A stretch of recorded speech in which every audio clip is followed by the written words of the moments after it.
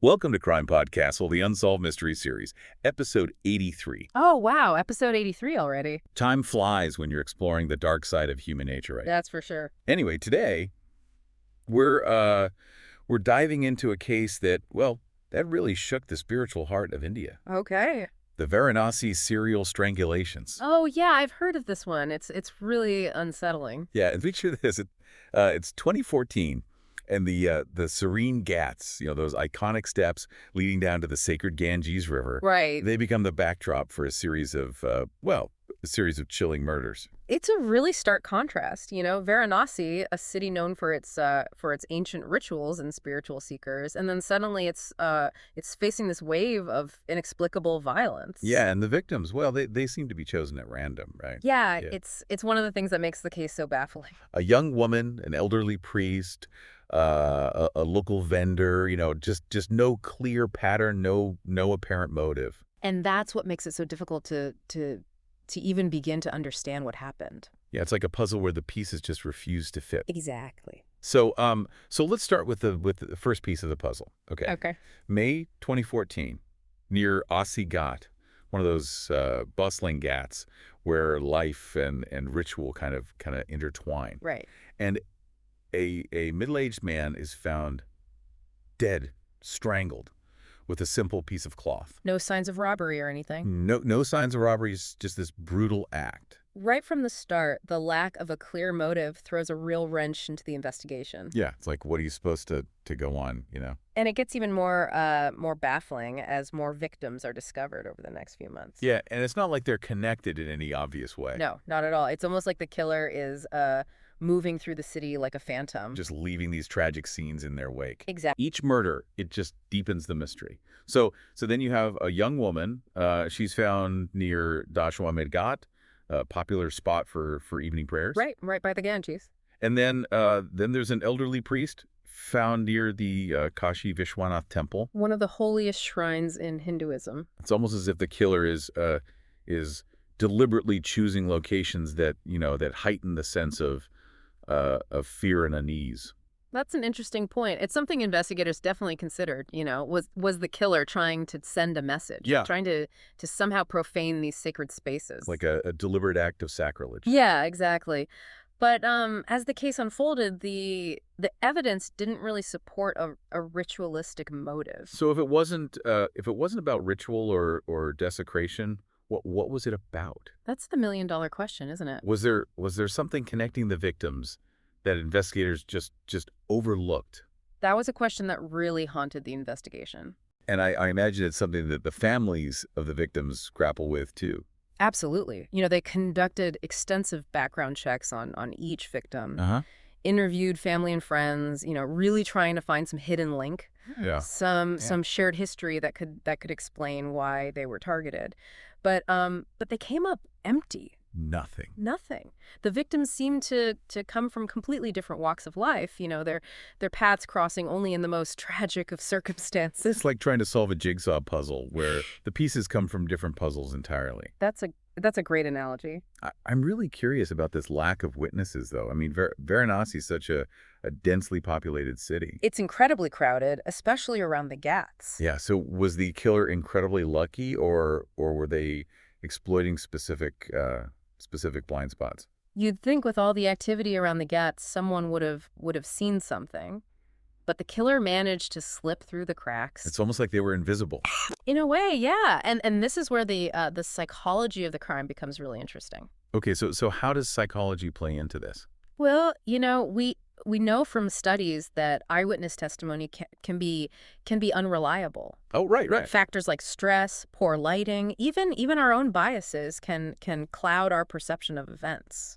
So someone might have seen something, but not realized its significance at the time. Exactly. Or their memory of the event could have become distorted over time. So the killer might have just blended in, That's a possibility, taking advantage of the crowds and the chaotic nature of the city.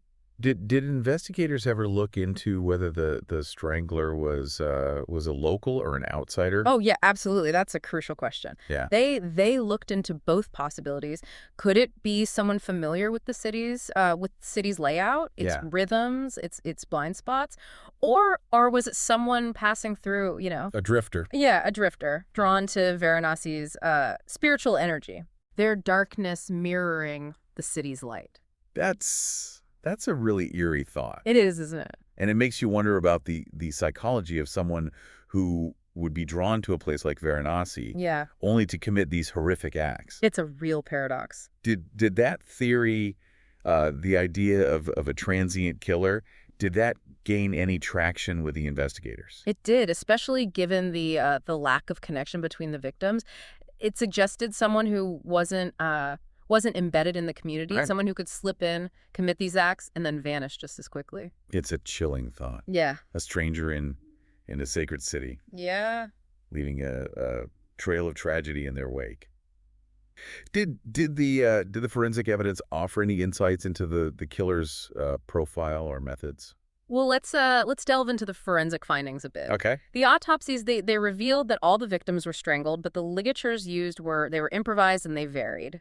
So different things were used each time. Yeah, yeah. A scarf, a piece of cloth, even a torn strip of clothing in one case. Nothing consistent. Nothing consistent, no. And nothing that pointed to a specific ritual or MO.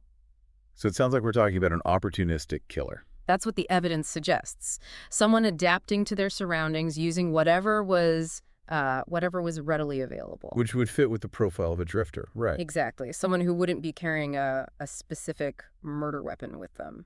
It paints a picture of someone who's resourceful, adaptable, almost almost ghost-like in their ability to move through the city undetected. Yeah. It makes me think about the psychological profile of this killer. Yeah. Is it purely a need for control, or could there be something more complex at play, especially in a city as spiritually charged as Varanasi? That's a fascinating question. While we don't have a definitive profile, Right. criminal psychologists, the ones brought in on the case, they suggested a few possibilities. Okay, like what? The randomness of the victims and the seemingly impulsive nature of the crimes, they could indicate a deeply disturbed individual. Someone with serious mental health issues. Possibly, yeah. Perhaps someone suffering from a psychotic break. Oh, wow. Or driven by a need for control that manifests in violence. So we have these potential psychological undercurrents, but no concrete link between the victims. Did investigators consider the possibility of a failed robbery? Yeah. Maybe the killer was after money, Yeah. but panicked and resorted to violence? It's a reasonable assumption, especially with the lack of a clear motive. But here's the catch. Yeah. In almost every case, the victim's belongings were left untouched. Really? Wallets, jewelry, even bags all remained at the scene. So that pretty much rules out robbery as a primary motive then. It does seem that way, yeah. Which brings us back to square one then, huh? It seems so. A series of seemingly random murders. Uh-huh.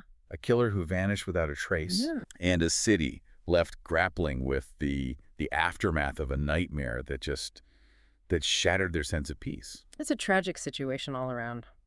So we're back with our deep dive into the Varanasi Serial Strangulations. Yeah. A case that's really left investigators and the public alike searching for answers. Definitely.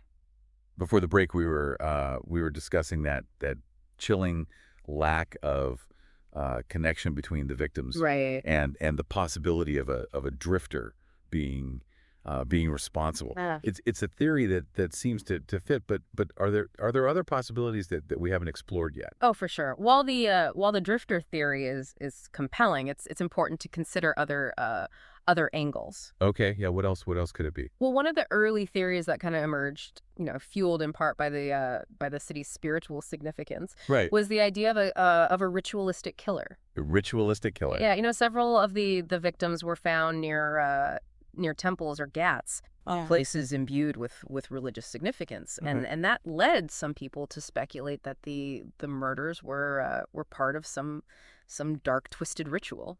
That's a chilling thought. Yeah. The idea that the killings were somehow connected to Varanasi's ancient rituals and beliefs. Did investigators find any evidence to support this theory? While the locations of some of the murders, Right. they initially lent some credence to that ritualistic killer theory. Hmm. The physical evidence didn't really back it. Okay, so what was missing? What didn't they find? There were no signs of any specific rituals being performed at the crime scenes. No symbols, no markings, no artifacts or offerings that would typically be associated with a ritualistic killing. So the idea of a ritualistic motive, while initially intriguing, it ultimately didn't hold up under scrutiny. That's right. Did the investigators explore the possibility that the victims might have shared a past, Oh yeah, definitely. something that could have made them targets of a vendetta? That was another avenue that the police thoroughly investigated. Okay. They meticulously examined the victims' backgrounds, Uh-huh. looking for any connections, Yeah. any shared experiences, any grudges or conflicts that might have led to their deaths. What a common link. Exactly. They interviewed family members, friends, colleagues, anyone who might have insight into the victims' lives. But despite their efforts, they found nothing.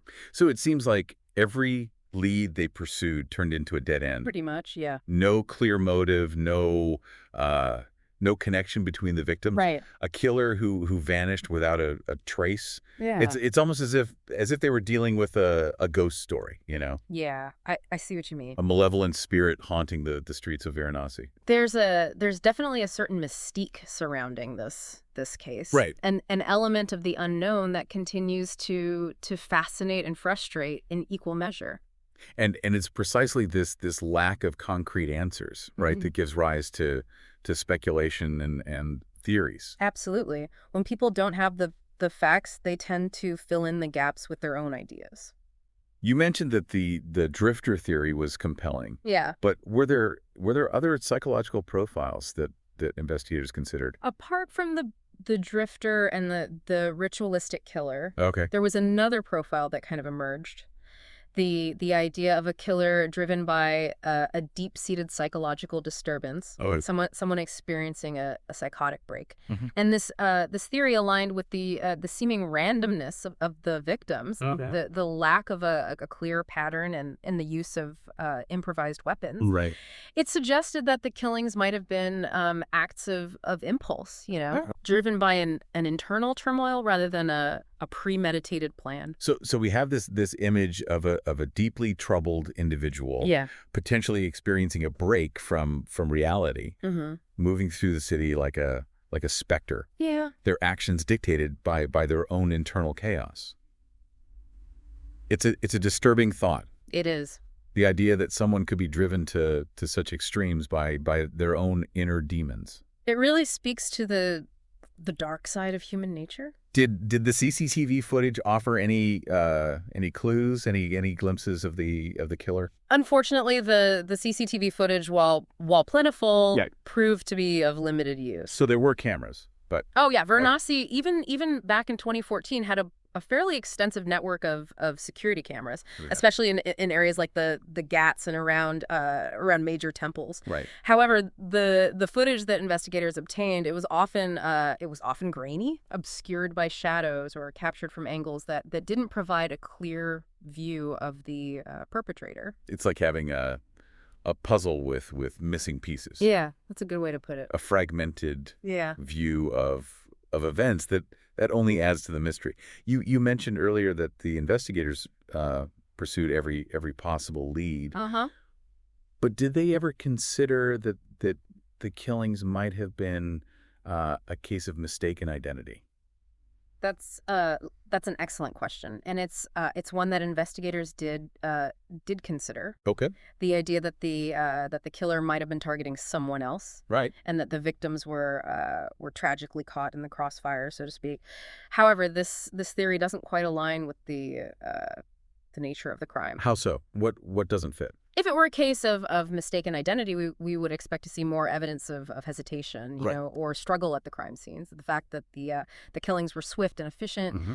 and that the victims were all strangled in a similar manner, Uh-huh. it suggests a level of familiarity with the act itself. So the precision of the killings Yeah. points to someone who knew what they were doing, who had Mhm. perhaps committed acts of violence before. Exactly. And this brings us back to the psychological profile. Okay. The nature of the crimes, it suggests a certain level of comfort with violence, Right. which aligns with the profile of a serial killer. Okay. Someone who has crossed that threshold before, Yeah. and who derives a sense of control or gratification from the act itself. It's a terrifying thought to contemplate, to contemplate the mind of someone capable of such acts. It is. It is. It's Yeah. it's one of the most disturbing aspects of these kinds of cases. The Varanasi Serial Strangulations, Yeah. while shrouded in mystery, Hmm. they offer a chilling glimpse into the darkest corners of human behavior.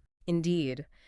The case serves as a stark reminder that even in a city known for its spiritual enlightenment, Right. darkness can lurk in the shadows. Yeah. And the human capacity for violence, it can manifest in unexpected and unsettling ways. And that's what makes these cases so difficult to grapple with, right? Absolutely. We're often left with more questions than answers. Yeah. And a sense of unease that can be hard to shake. It's a reminder that the world is a complex and often dangerous place, Yeah. and that even in the midst of beauty and spirituality, Uh-huh. there are dark forces at work that we may never fully understand. That's a very profound way to put it.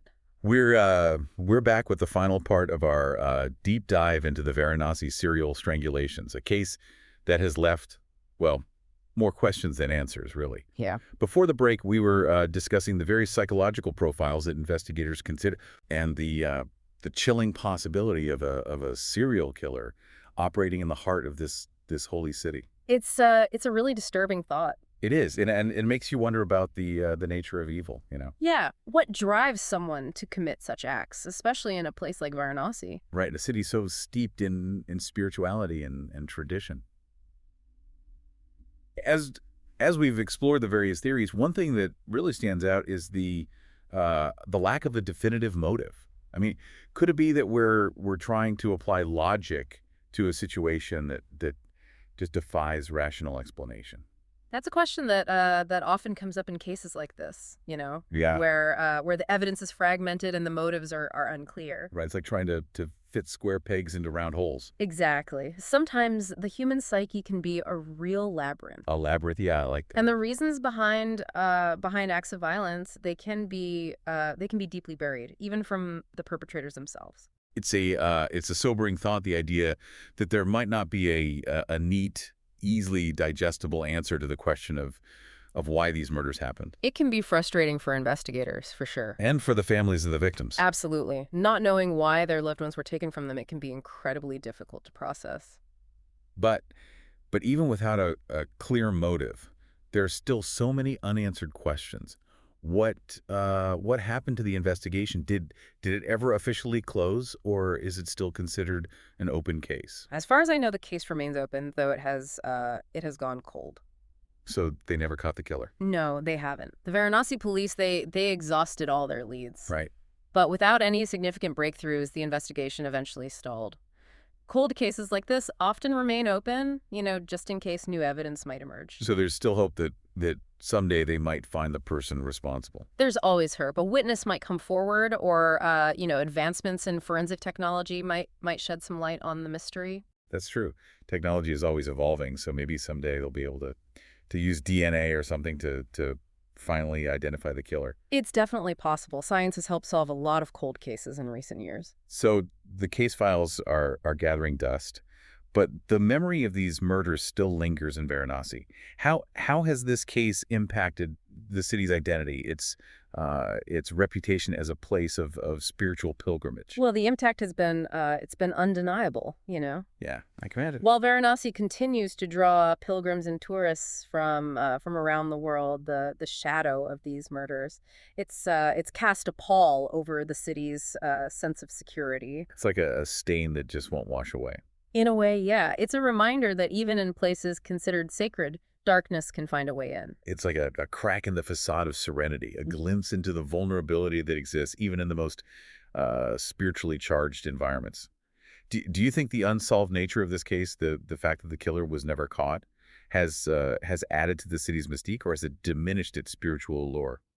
That's it's a complex question. On one hand, the mystery surrounding the case has certainly added to the city's lore, Right. fueling speculation and intrigue.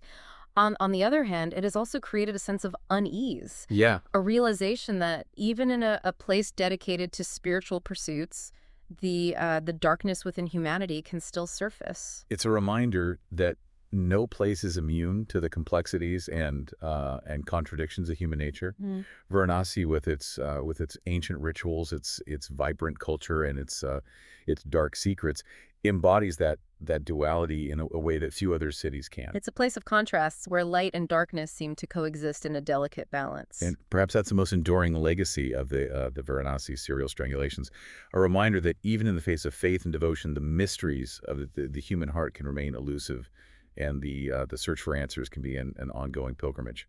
It's a journey that we may never fully complete, but one that forces us to confront the depths of human nature, both the good and the bad. The Varanasi Serial Strangulations serve as a haunting reminder that even in the most sacred of places, evil can lurk in the shadows, and the truth can be as elusive as the killer who vanished into the night.